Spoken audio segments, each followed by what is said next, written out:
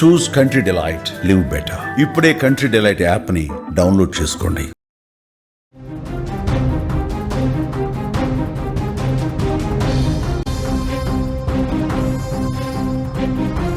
విజయవాడలో దారుణ ఘటన జరిగింది. యువతిపై కత్తితో దాడి చేశాడు అగంతకుడు. నడి రోడ్డుపై పీక కోసి పారిపోయాడు. భవానీపురంలో రక్తం పారుతున్న ఈ వీధులు.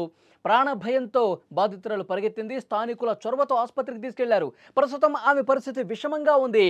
పోలీసులు కేసు నమోదు చేసుకుని దర్యాప్తు చేస్తున్నారు. ఆంధ్రప్రదేశ్లో విజయవాడలో ఒక ఉన్మాది ఏ విధంగా రెచ్చిపోయాడో మనం చూడొచ్చు. అక్కడ సీసీ ఫుటేజ్ కూడా మనకి స్క్రీన్లో కనిపిస్తోంది. మహిళల మీద దాడులు ఆగటం లేదు. ప్రేమ పేరుతో లేదా వేధింపుల పేరుతో యువతుల మీద ఇలాంటి అఘాయిత్యాలు పెరిగిపోతున్న పరిస్థితుంది. అచ్చమ్మ అలాంటి దారుణం ఒకటి విజయవాడలో కలవరం రేపింది. ఒక్కసారిగా స్థానికులు కూడా భయభ్రాంతులకు గురయ్యారు. భవానీపురం ప్రాంతంలో ఒక యువతి మీద అత్యంత దారుణంగా దాడి చేశారు. అప్పారావు అనే వ్యక్తి లక్ష్మి అనే యువతి గొంతు కోసినట్టుగా సమాచారం వస్తుంది. షాక్ అయిపోయిన యువతి ప్రాణభయంతో అరుస్తూ వీధుల్లో పరుగులు పెట్టింది. ఒక దగ్గర వచ్చి అక్కడ మనకి స్క్రీన్ మీద కనిపిస్తుంది. ఆమె ప్రాణభయంతో పరుగులు పెట్టి ఆ గాయాలతోనే వచ్చి ఏ విధంగా పడిపోయిందో మనం చూస్తాను. స్థానికులు వెంటనే ఆమెని కాపాడి ఆసుపత్రికి తీసుకెళ్లిన పరిస్థితుంది. అపస్మారక స్థితిలో పడిపోయింది. అసలు ఈ ఘటనకు సంబంధించిన పూర్తి డీటెయిల్స్ మనం తెలుసుకునే ప్రయత్నం చేద్దాం. మా ప్రతినిధి సాయి సిద్ధంగా ఉన్నారు. సాయి, పోలీసులు అయితే కేసు నమోదు చేశారు. ఆ అగంతకుడు ఎవరు? ఆ అప్పారావు అనే వ్యక్తికి ఈమెకి ఏంటి సంబంధం? ఎందుకు ఈ విధంగా దాడి చేసిన పరిస్థితుంది? అంటే ఇష్యూ మొత్తం కూడా వివాహేతర సంబంధంగా పోలీసులు అనుమానిస్తున్నారు. అంటే ఈవిడ సింగిల్ గా అంటే వివాహం అయినా కూడా భర్తతో దూరంగా ఉంటూ ఈవిడ సింగిల్ గా ఉంటున్నారు.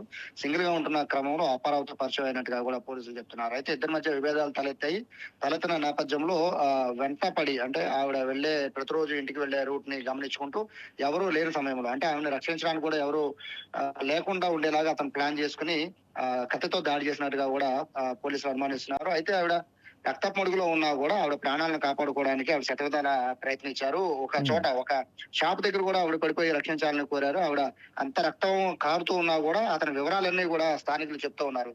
అయితే ఇంతకు జరుగుతున్నా కూడా అతనికి ఏమాత్రం కూడా అంటే సాయంత్రం పూట ఒక పక్కన నియర్ సమీపంలో బెజవాడ ఉత్సవాలు జరుగుతున్నాయి. 100 మంది పోలీసులు ఉన్నారు. మరోవైపు ఇంద్రకీలాద్రి వెనకాల ఇంద్రకీలాద్రి ఇక్కడ 1000 మంది పోలీసులు ఉన్నారు. ఇంతమంది పోలీసుల పహారాలో ఇంత జరుగుతున్నా కూడా ఇటువంటి ఘటన జరగడం అనేది నిజంగా బాధాకరం. ప్రస్తుతానికి అయితే సమాచారం అందుకున్న పోలీసులు ఇమీడియట్ గా రెస్పాండ్ అయ్యి ఇమీడియట్ గా ఆమెను ఆసుపత్రికి తరలించారు.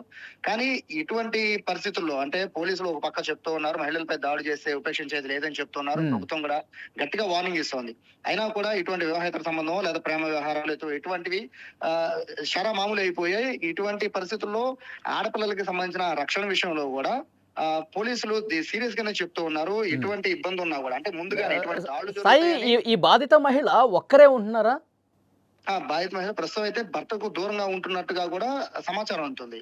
అయితే ఇటువంటి పరిస్థితుల్లో ఎవరైతే దాడులు జరగచ్చు లేకపోతే ఎవరితో వివాదాలు ఉంటే ఖచ్చితంగా పోలీసులు తెలపాలని అయితే చెప్తూ ఉన్నారు. ఎందుకంటే తెలిపితే కనీసం ఎవరైతే వెంట పడుతున్నారో లేకపోతే ఎవరితో అయితే ప్రాణహాని ఉందో వాళ్ళకి వార్నింగ్ ఇచ్చే అవకాశం అయితే ఖచ్చితంగా ఉంటుంది అనేది పోలీసుల నుంచి వస్తున్న వాదన. అయితే సాయంత్రం సమయం కావడం అలాగే అందరూ కూడా నియర్ బై అంటే అక్కడ ఉత్సవాలు జరుగుతున్నాయి, మరోవైపు అమ్మవారి ఇవన్నీ కూడా కార్యక్రమాలు జరుగుతున్నాయి కాబట్టి ప్రజలందరూ కూడా మోస్ట్లీ అటువైపు వెళ్లే క్రమంలో ఆ అమ్మాయిని రక్షించడానికి అయితే దాదాపు ఒక 10 నుంచి 15 నిమిషాల సమయం పట్టింది. అప్పటికే ఆవిడకి చాలా వరకు బ్లడ్ కూడా పోయింది. అయితే ఒక చోట ఆవిడ గొంతు తెగినా కూడా ఆవిడ తన ప్రాణాలు కాపాడుకోవడానికి రక్షించమని అందరినీ వేడుకుంటూ కూడా ఆవిడ ఇంకా మిగతా ఆర్టీసీ మనకి విద్యాధరపురంలో ఆర్టీసీ డిపో ఉంటుంది, డిపో సైడ్ కూడా ఆవిడ పరిగెత్తుకుంటూ వెళ్లి ప్రాణాలు కాపాడమని ఆవిడ వేడుకుంది. అయితే స్థానికులు కొంతమంది సాయం చేశారు. అలాగే పోలీసులు కూడా హుటాహుటిన వచ్చి ఆవిడని ఇమీడియట్ గా హాస్పిటల్కి తరలించారు.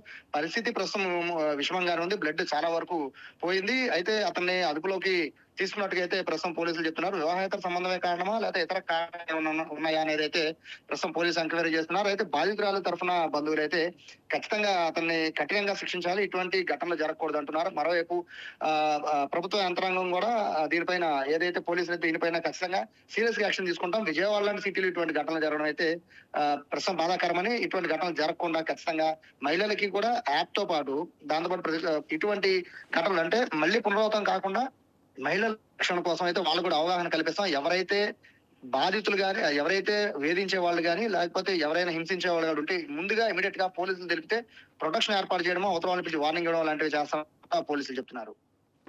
ఓకే సాయి. అది విజయవాడలో ఎలాంటి ఒక దారుణమైన ఘటన జరిగిందో ఒక్కసారి మీరు స్క్రీన్ మీద చూస్తే అర్థమవుతుంది. ఆమె ఒంటరిగా నడుచుకుంటూ వెళుతున్నటువంటి సమయంలో కాపు కాచి ఈ విధంగా కత్తితో దాడి చేసిన పరిస్థితి ఉంది. పీక కోసాడు. ఆమె ఇంకా తీవ్ర గాయాలతోనే తన ప్రాణాలు రక్షించుకునే క్రమంలో ఆమె ఆ వీధుల్లోనే పరిగెట్టిన పరిస్థితి కనిపిస్తోంది. ఒక షాప్ దగ్గర ఆగిపోయి అక్కడ ఒక మహిళ ఉంది. షాప్లో కూడా ఒక మహిళ ఉంది. ఆమెను కాపాడే ప్రయత్నం అయితే చేసింది. ఆ గొంతు అలాగే పట్టుకొని నా మీద దాడి చేశారు, కత్తితో దాడి చేశారు, కాపాడండి అన్నప్పుడు ఎవరు చేశారమ్మా అని చెప్పి ఆమె అక్కడ ఎవరైతే దాడి చేయడానికి వచ్చిన అగంతకుడు ఉన్నాడో అతని పేరు అప్పారావుగా తెలుస్తుంది. తర్వాత అతన్ని అడ్డుకుని వెంటనే ఈమెని ఆసుపత్రికి తీసుకెళ్లిన పరిస్థితుంది. ప్రస్తుతం ఆమె చికిత్స పొందుతోంది. పరిస్థితి కొద్దిగా విషమంగానే ఉన్నట్టుగా తెలుస్తుంది. అయితే ఈమె భర్తకు దూరంగా ఉంటున్న క్రమంలో మరి ఈమె మీద కన్నేశాడా, లేకపోతే వీళ్ళకేమన్నా గతంలో పరిచయం ఉందా, సంబంధాలు ఉన్నాయా, ఇవన్నీ కూడా బయటికి రావాల్సిన అవసరం ఉంది. పోలీసులు అయితే ఇన్వెస్టిగేట్ చేస్తా ఉన్నారు. అతను ఎవరైతే ఈ దాడి చేశాడో అతను కూడా ప్రస్తుతం అదుపులోకి తీసుకున్న పరిస్థితి కనిపిస్తుంది.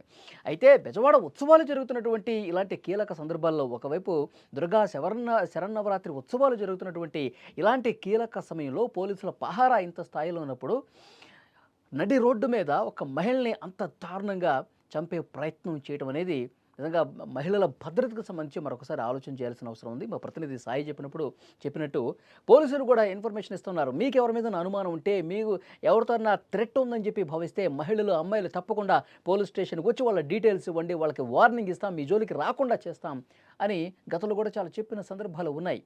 ఇప్పుడు అలా చెప్పకపోవటం వల్ల ప్రాణాలు పోగొట్టుకునే స్థాయికి ఈ దాడులు పోతున్నటువంటి పరిస్థితి ఉంది.